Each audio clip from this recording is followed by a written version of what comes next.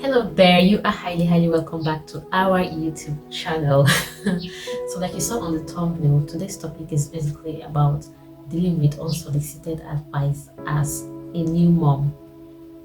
First of all, if you are a new mom watching this video, a big congratulations to you, super congratulations to you. What you've been through or what you've just experienced is not for the weak-minded. So yes, I'm saying this from my experience and from research because I'm a new mom as well. I had my baby January 4th this year. Everybody has an advice for a new mom. The nurses in the hospital, your family members, your in-laws, people that see you on the road, people you enter a taxi with, everybody has an advice for a new mom.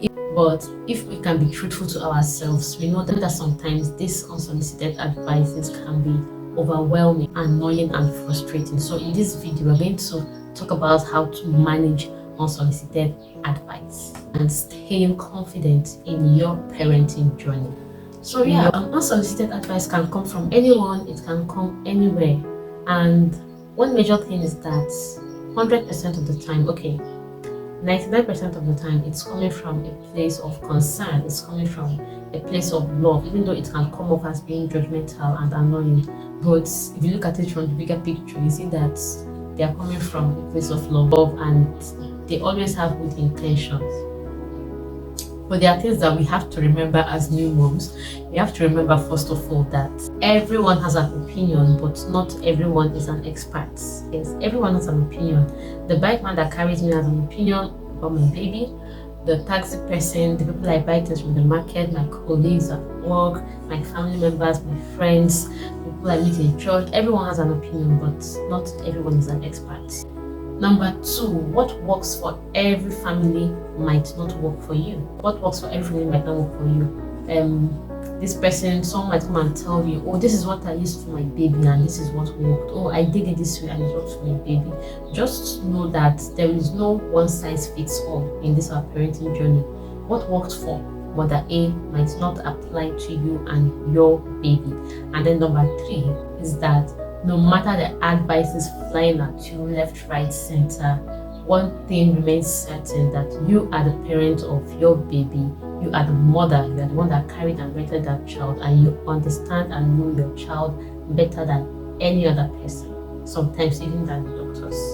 And do not forget that unsolicited advice is not a reflection of your parenting abilities. There are some strategies for dealing with unsolicited advice, because sometimes the people these advices are coming from, they're people that you do not want to smear your relationship with.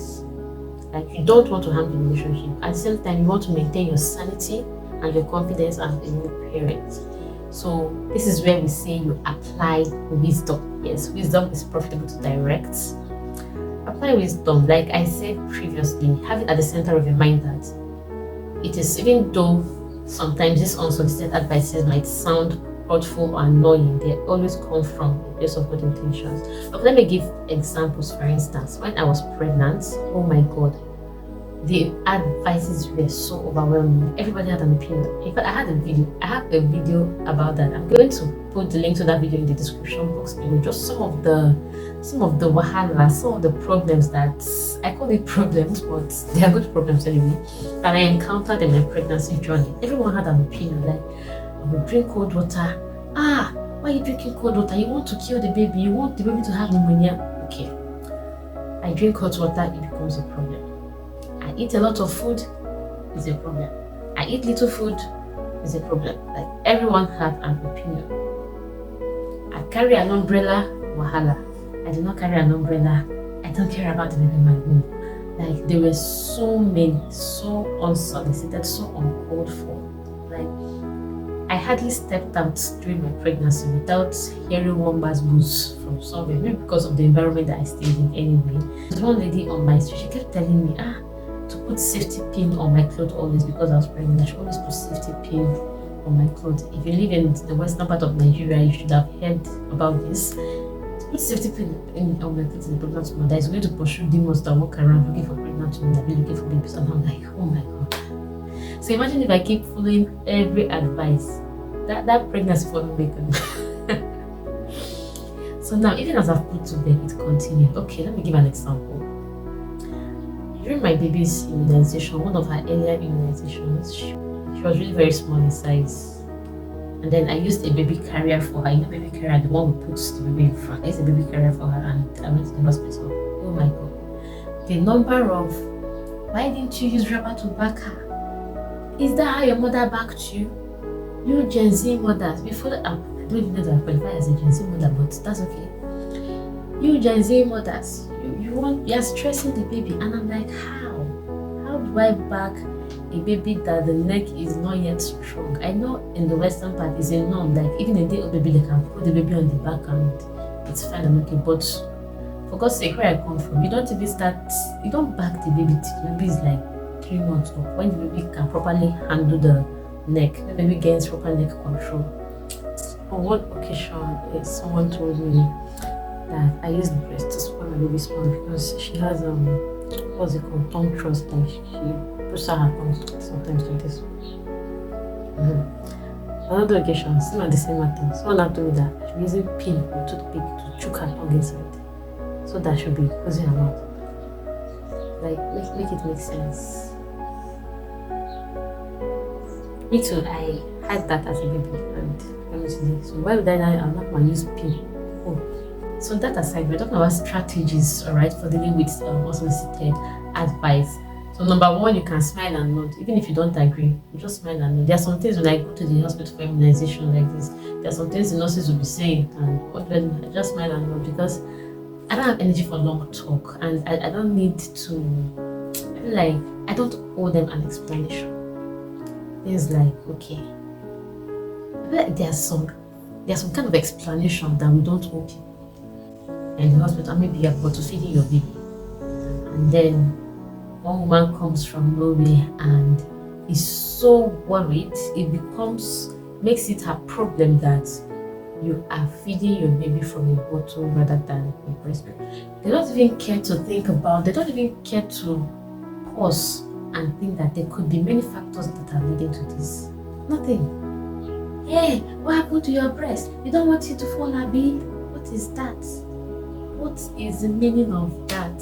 You just smile and nod, or just say thank you and move on. You don't have to start explaining anything to anybody.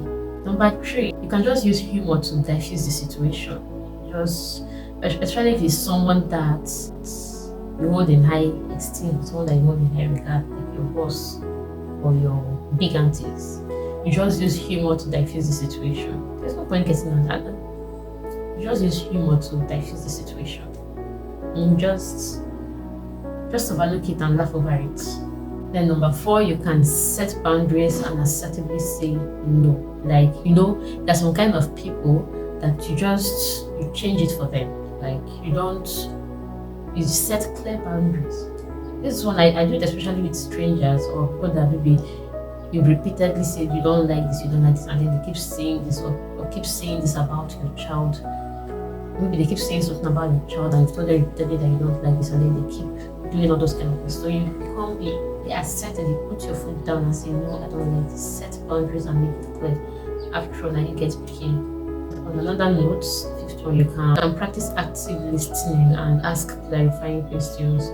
So I only do this when I'm sure that it's going to be sensible. Like when I'm talking with a qualified or experienced pediatrician or midwife, like I really want to know, and then if I even have the time, I'll come down and ask questions on why this should or should not be so. And remember not to take unsolicited advice to heart. Do not take it to heart, and then you don't have to implement it into your parenting. And yes, another thing. So my dear fellow mom, confident parenting is the key to handling and navigating unsolicited advice, because whether you like it or not, unsolicited advice is going to come because you have people that care about you.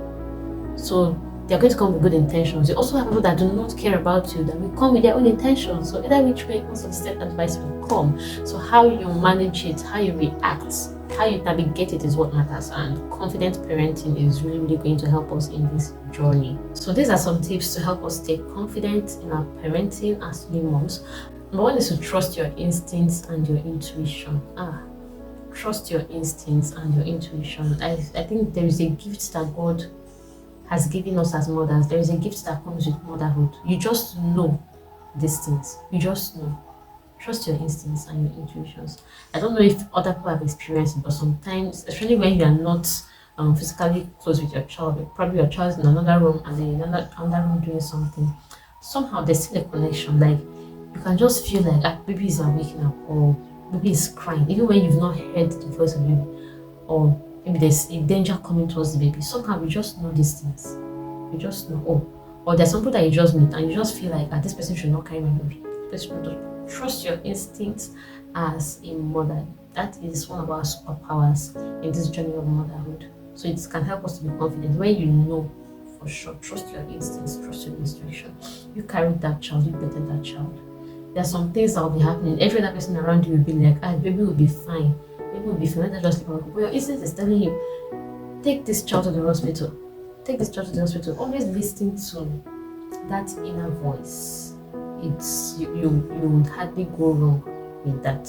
And then number 2 is to focus on your child's unique needs and personality. Focus on your child's unique needs and personality. Then people have opinions. Our opinions full everywhere. Focus on your child. You know your child. Some people will say there's this one that I don't really understand. I shouldn't carry your baby too much, that to make your baby to be dependent on you, something of that nature. And I do not agree with that line of thought, because my baby is a baby. My baby knows me. My baby needs me. Like, why will I not want to be picking her up every time, especially when I have the time for that? So why not? I have a baby that loves to play. She loves to see people around. Like she just loves engagement. She loves to have play and conversations. Even though most times she's babbling and cooing and I'm talking back at her. So should I now say, oh, this person said something that if I'm giving her too much attention, that she will become a lady child? Should I, because of that, withdraw attention from my child? Hell no. My child is an active baby that needs to interact, and I understand that part of her. I've also understood that sometimes she just shies away, which is normal with all this, especially when we are outside and she's seeing a lot of faces that she does not understand. The thing is, as a baby grows, you will get to know the baby's personality.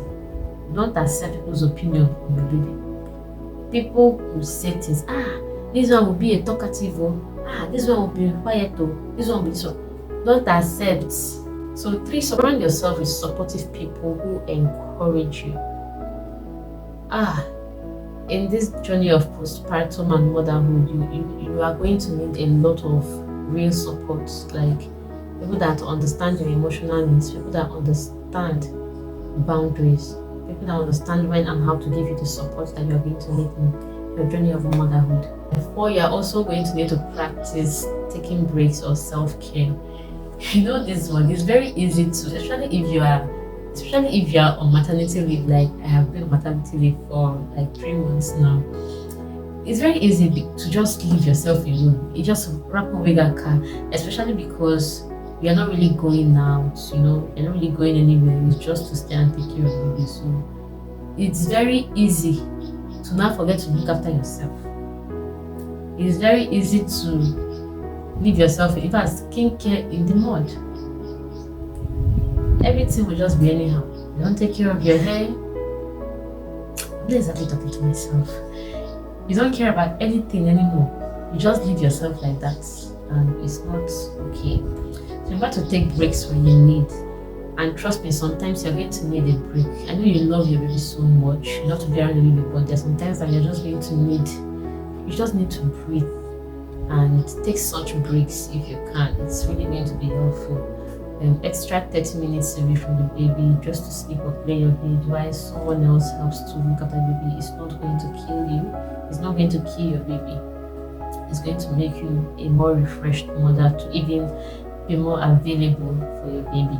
Then number 5, celebrate your successes and don't compare yourself to others. Avoid comparison. That thing can steal joy. Don't compare. Don't compare. You are unique. Every mother is unique in her parenting journey, in her parenting style. Don't compare, say, this mother is doing it like this or like that. You're going to see a lot of, and you're going to, yes, you are a new mother, so it is not unusual. I know that you love to watch a lot of motherhood videos online, so you're going to see a lot of motherhood. You're going to see a lot of things that other mothers are doing. Don't compare yourself to them. And then I'm going to add this: be content with what you have. Be content with what you have for you and for your baby as a new mom. It's going to help you a lot. Be content with what you have. Okay, everybody is using for example, a baby rocker, and you don't have a baby rocker. Improvise. Everybody is using a pillow. I don't really have that pillow, by the way, but you can improvise all these things. What you don't have, you improvise or just make do with. So basically, what baby needs is you and milk. Don't compare yourself with other mothers. Be content with what you have. Okay, for example, you want to do exclusive breastfeeding because every other person is doing exclusive breastfeeding, and you've tried and you see that this thing is just not working, it's stressing you out. Probably your body is not responding well, or maybe there are some underlying issues. You don't have to feel bad when you buy milk and start giving to your baby or start supplementing other foods. You don't have to feel bad about that. The important thing is that baby is fed. People like us that they give us anything growing up, instead taking Akama, Papa, almonds. We are all here. Am I making sense? And remember that confident parenting is not about being the best. It's about being present and doing your best. So thank you for watching, my fellow mom.